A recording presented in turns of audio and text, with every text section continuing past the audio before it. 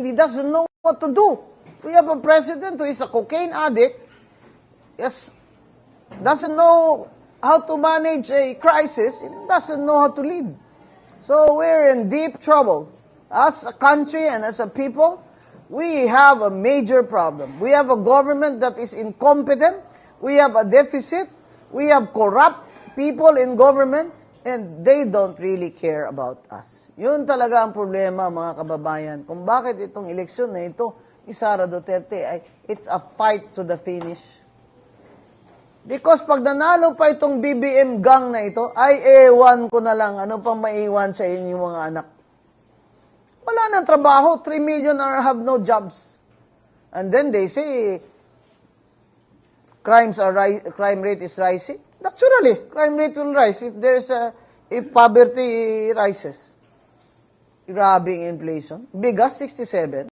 Paawa-awa pa si BBM na hindi na siya natutulog. Hindi ka man lagi gatulog, kaya cocaine ka man. Alam nyo, kasi nagpapropaganda war ngayon si BBM at ang kanyang, tingnan nyo si Martin Romualdez, nawala na. Nobody is running after him.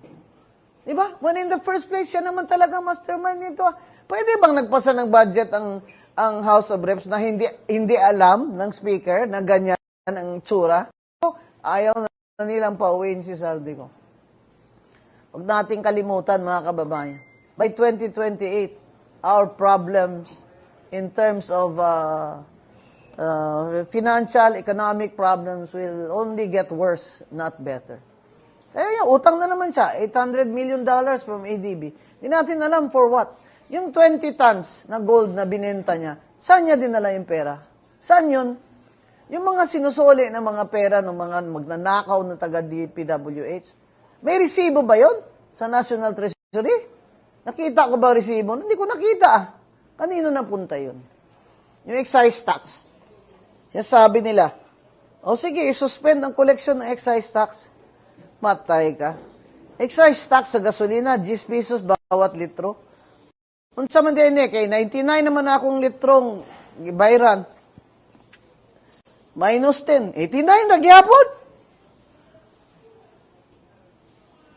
Kanya, magbayad pa tag-income tax sa April.